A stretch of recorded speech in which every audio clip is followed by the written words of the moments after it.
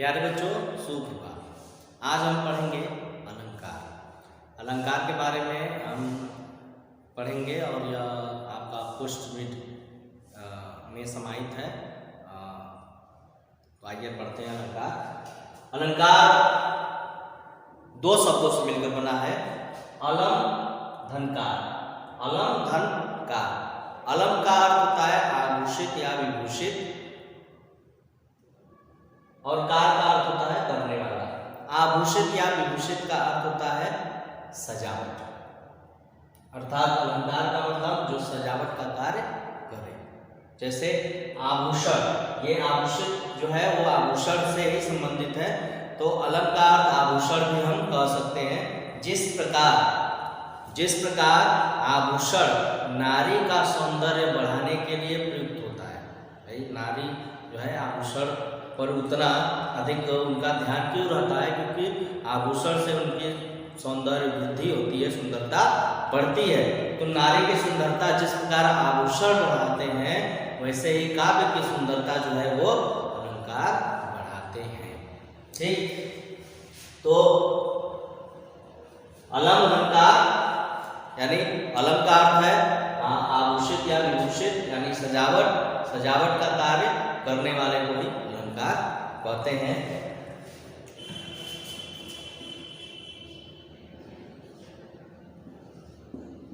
अलम करोतिर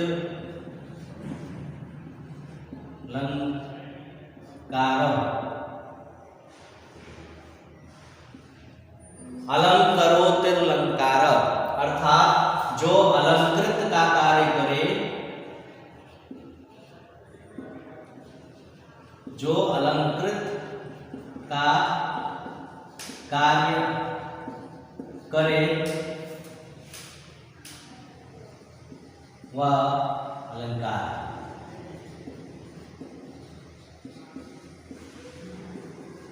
अलंकृत का कार्य मतलब जो सजाने का कार्य करे वही अलंकार है। आइए आगे देखते हैं हम। आचार्य दंडी ने एक श्लोक लिखा है, काव्य शोभाकरान धर्मान अलंकारान प्रचक्षते। काव्य शोभाकरान धर्मान अलंकारान प्रचक्षते अर्थात काव्य की शोभा बढ़ाने वाले धर्मों को अलंकार कहते हैं। काव्य की शोभा बढ़ाने वाले धर्मों को अलंकार कहते हैं। तो जो काव्य की शोभा बढ़ाते हैं उन्हें हम अलंकार कहते हैं। सीधे सीधे सरल शब्दों में अगर हम समझना चाहें तो काव्य में चमत्कार, जिनके द्वारा काव्य में चमत्कार उत्पन्न हो, चमत्कृत करने का गुण जिनके पास हो, उन्हें ही हम अलंकार कहते हैं। अलंकार के मुख्यतः दो भेद हैं। अलंकार के मुख्यतः दो भेद हैं। एक है शब्दालंकार और दूसरा है अर्थालंकार।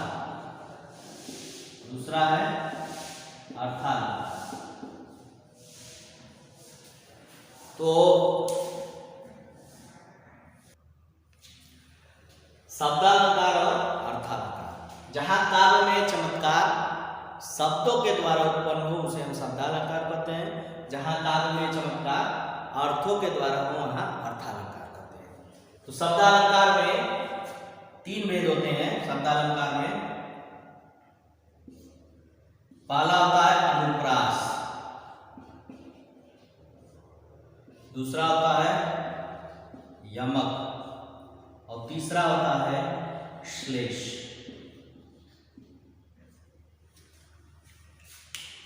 शब्दालंकार में तीन भेद होते हैं, अनुप्रास, यमक और श्लेष।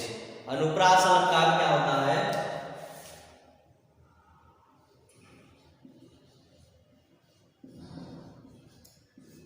अनुप्रास अलंकार क्या होता है कि या पहले तो इसको जान लीजिए कि यह अनु धन प्र धन अस से मिलकर बना है। अनु धन प्र धन अस से मिलकर बना है। एक उदाहरण मैं लिख दे रहा हूं। चार चंद्र की चंचल किरणें, चार चंद्र की चंचल किरणें। तो यहाँ अनु, अनु का अर्थ होता है अनुकूल, अनु का अर्थ होता है अनुकूल। प्र का अर्थ होता है प्रकृष्ट, प्रकृष्ट का अर्थ होता है विशेष,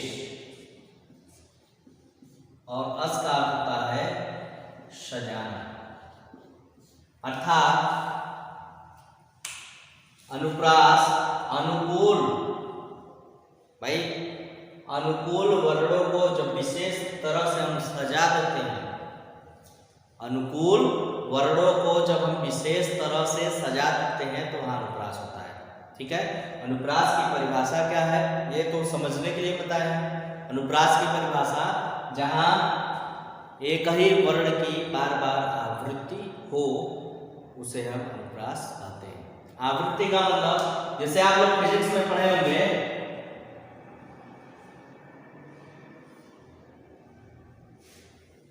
फिजिक्स में पढ़ते हैं ये पेंडुलम इधर आता है, फिर इधर आता है, फिर इधर जाता है, फिर इधर आता है। तो बार बार आने जाने को हम फ्रीक्वेंसी कहते हैं, उसी को आवृत्ति कहते हैं। ठीक है, तो आवृत्ति का मतलब होता है बार बार आना। तो जहां एक ही वर्ण की बार बार आवृत्ति हो वहां अनुप्रास अलंकार होता है।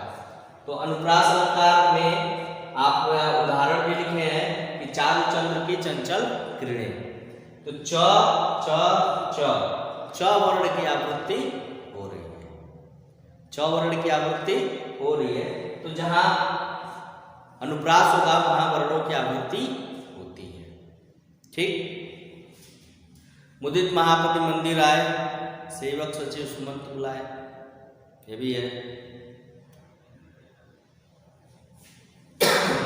आप उदाहरण बड़ा गुनगुनाते हैं। चंदू की चाची ने, चंदू के चाचा ने चंदू की चाची को चांदनी रात में चांदनी चौक पर चांदी के कटोरे में चांदी की चम्मच से चटनी चटाई। तो ये जो है उदाहरण जो है अनुप्रास अलंकार का है। ठीक, अनुप्रास के बाद हम यमक पर चर्चा करेंगे। अनुप्रास में भी कई भेद होते हैं, लेकिन अभी आपको वो भेद नहीं पढ़ना है। अभी केवल इतना जानिए कि जहां वर्णों की आवृत्ति हो, यानी कि वर्ण, वर्ण क्या भाई, उच्चारण की सबसे छोटी इकाई जिसके और टुकड़े न हो सके वही वर्ण है। अर्थात जो अक्षर होते हैं, तो इसमें अनुप्रास में आपको समझ में आ गया। आगे हम यमक को पढ़ेंगे। आगे हम यमक अलंकार पढ़ेंगे। यमक अलंकार, यमक का अर्थ होता है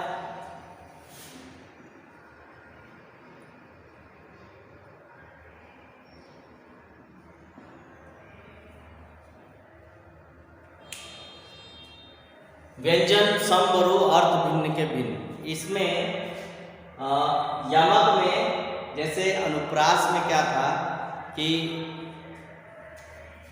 अगर चारु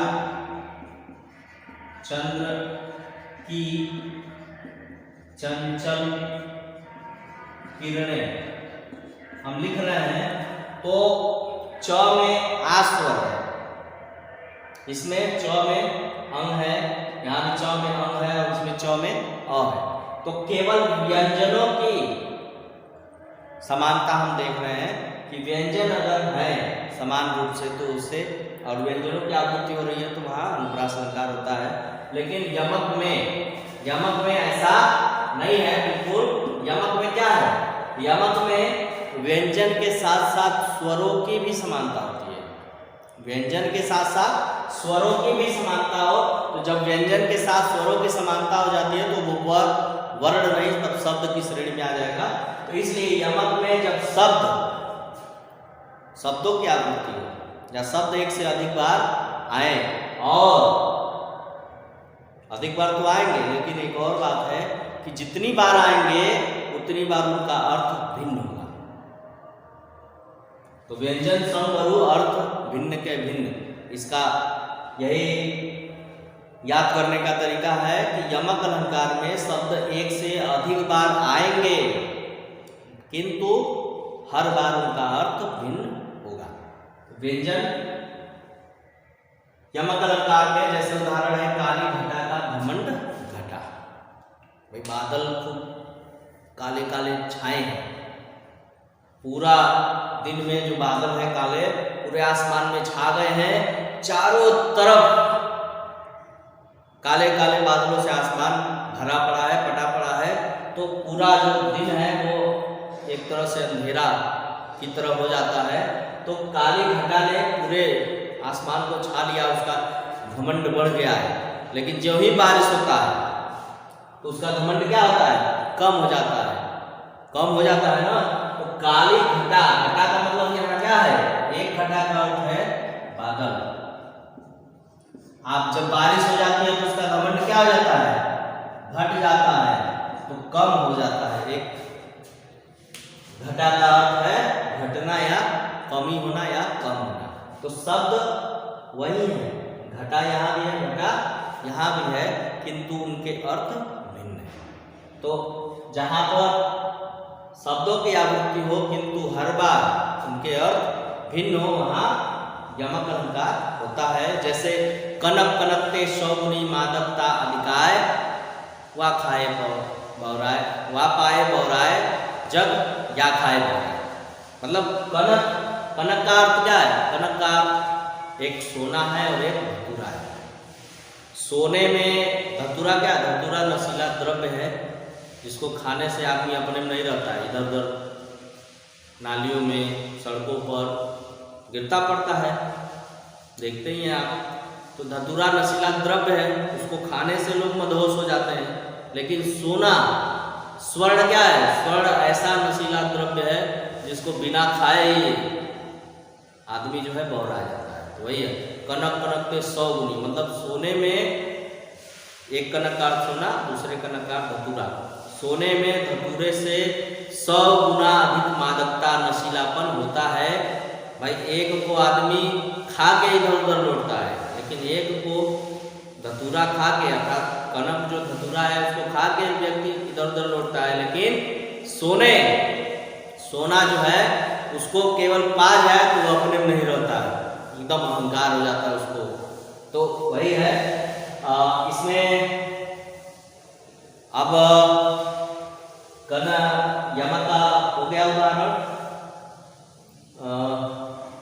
कभी बेनी की ब्याल चुराई ली, तो इसमें बेनी 2 बार आया। एक बेनी का अर्थ कवि है, कवि से तात्पर्य है, और एक बेनी का अर्थ चोटी से है। तो आप उदाहरण देखिएगा, किताब में आपके उदाहरण बहुत है, उस पर चर्चा होगी। अगला है श्लेष। श्लेष का जो श्लेष है, श्लेष अलंकार, वह श्लिष्ट धातु से बना है। किससे बना है, श्लिष्ट। श्लेष अलंकार बना है श्लिष्ट धातु से, श्लिष्ट धातु से। तो श्लिष्ट धातु क्या है, श्लिष्ट का अर्थ होता है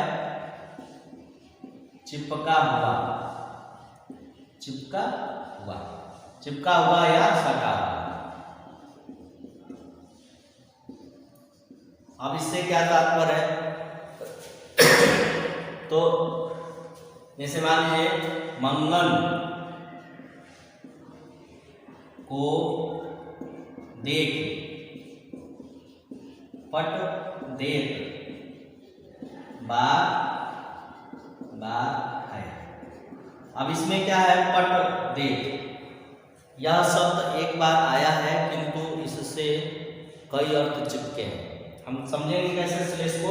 श्लेष जो है वो श्लिष्ट धातु से बना है। श्लिष्ट का होता है चिपकना या सटा हुआ, चिपका हुआ या सटा हुआ, जिससे भाई काव्य में जब शब्द एक बार आए, काव्य में जब शब्द एक बार आए किंतु प्रसंगानुकूल, हमको प्रसंगानुकूल देना पड़ेगा। ये प्रसंगानुकूल लिखना पड़ेगा, प्रसंग के अनुकूल। शब्द काव्य में जब एक बार आए तो प्रसंगानुकूल उसके अर्थ भिन्न हो, वहां श्लेष अलंकार होगा। जैसे मान लीजिए यहाँ मंगल को देख पट देख बार बार है, नाहिन नाहिन करत देत जात है, मंगल को देख पट देत बार बार है। पहली पंक्ति वह है जो अभी पढ़े हैं। तो इसमें एक दानी और एक कृपण दोनों की बात है कि एक दानी जो है, अगर बहुत ही दानी कोई सेठ है, साहूकार है या व्यक्ति है, ठीक है, तो अगर वह बहुत अधिक दानी है, सज्जन है, तो मंगल को देखते ही उसके मन में बार बार यह बात हो रही है कि इसको मैं किस प्रकार क्या करूं कि वह मांगना छोड़ दे या उसकी तकलीफ कम हो जाए, तो वह कोशिश करता है उसको बार बार पट देने का। पट देने का अर्थ होता है वस्त्र। दो अर्थ है, एक पट का अर्थ होता है वस्त्र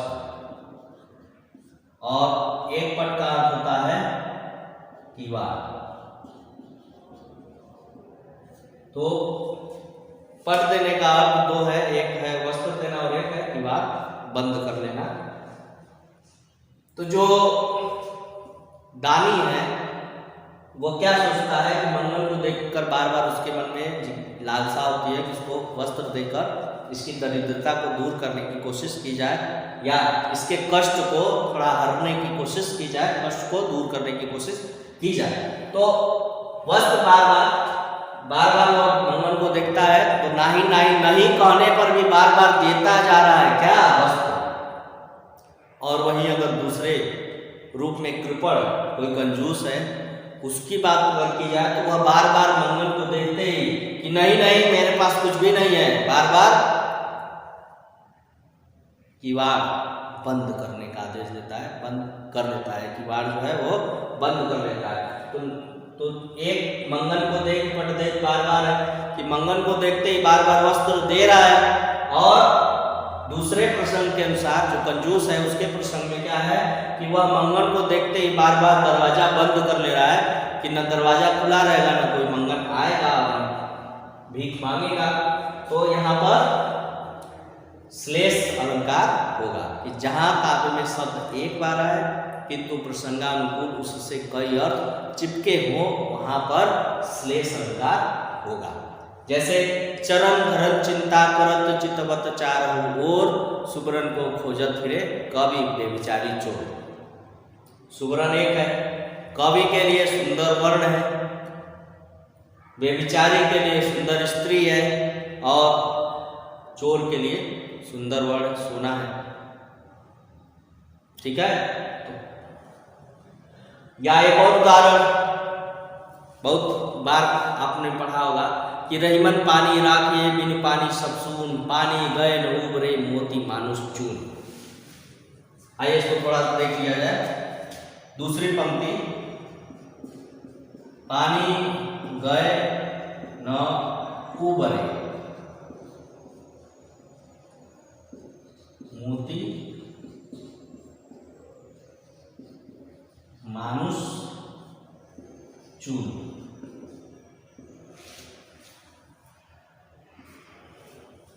रहीमदास जी, आज हम पानी का इतना अपव्यय कर रहे हैं, बर्बादी कर रहे हैं, लेकिन 15वीं शताब्दी में रहीमदास जी पानी पर बड़े विचार करने की बात कर रहे हैं कि पानी रहीमन पानी राखिए। रहीमदास जी कह रहे हैं कि पानी को बचाए रखिए, अगर पानी चला गया तो सब कुछ समाप्त हो जाएगा। पानी गए न उबरे, अगर पानी एक बार चला गया तो उबर नहीं सकता है। कौन नहीं उबर सकता है? मोती, मनुष्य और चून। अब मोती और मनुष्य और चून, चून का चूने, चूने के लिए इस पानी का 3 अर्थ है। मोती के संदर्भ में पानी का अर्थ है चमक। मोती के संदर्भ में पानी का अर्थ है चमक। जो अंगूठी में लोग नग धारण करते हैं, मोती धारण करते हैं, चाहे वो पन्ना हो चाहे अन्य हो, तो उसमें मणि माणिक जो भी धारण करते हैं, तो उनकी खासियत है कि जब तक वह चमक रहा है तब तक वो प्रभाव डालेगा। उसकी चमक जहाँ फेंकी हुई वह प्रभावहीन हो जाएगा और उस मोती की अहमियत हमारे जीवन में नहीं है, उस मोती को हमें फेंकना पड़ेगा, वो किसी काम का नहीं है। तो मोती की चमक यदि एक बार चली गई तो वह फिर वापस लौट नहीं सकता। मनुष्य के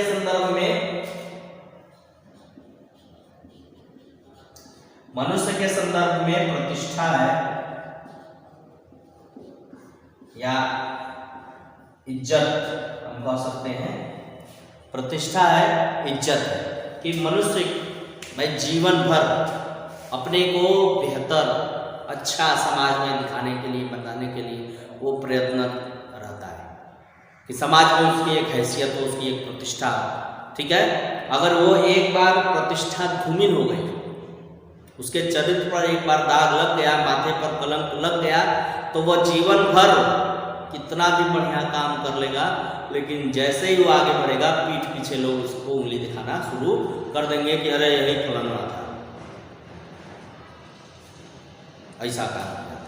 तो जीवन में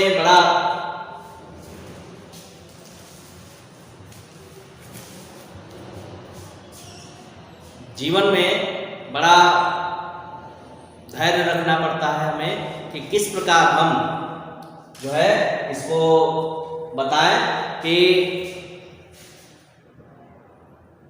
मनुष्य के लिए जो चरित्र है वो बड़ा ही महत्वपूर्ण है कि वह जीवन भर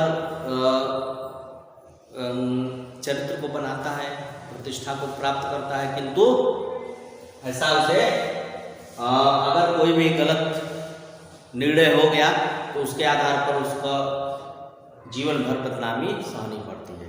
और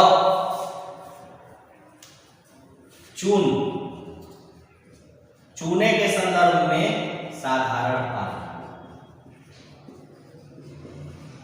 चूने के संदर्भ में साधारण पानी कि अगर पानी की मात्रा चूने में कम या अधिक हो जाए तो वह चूना फिर खाने योग्य नहीं रहता। तो पानी के संदर्भ में प्रसंग के अनुरूप तीन है, प्रसंग के अनुरूप पानी एक है, इसका अलग अलग अर्थ चिपका हुआ है, सटा हुआ है। तो शब्दालंकार में जो तीन पढ़ने हैं हम लोग आज पढ़ चुके हैं। अनुप्रास अलंकार जिसमें वर्णों की आवृत्ति होती है, यमक अलंकार जिसमें शब्दों की आवृत्ति होती है, किंतु जितनी बार शब्द आएंगे उतनी बार उनके अर्थ भिन्न होंगे। श्लेष अलंकार में शब्द एक बार आते हैं किंतु प्रसंगानुकूल उससे कई अर्थ चिपके हुए हैं। तो ये शब्दालंकार पर आज की जो कक्षा है वो संचालित हो गई। इसमें कोई संदेह होने पर आप संदेश प्रेषित कर सकते हैं, और समझ में आए, वीडियो अच्छा लगे तो लाइक और सब्सक्राइब अवश्य करिए। आज के लिए इतना ही, धन्यवाद। आगे अर्थालंकार पर चर्चा होगी अगली कक्षा में, तब तक के लिए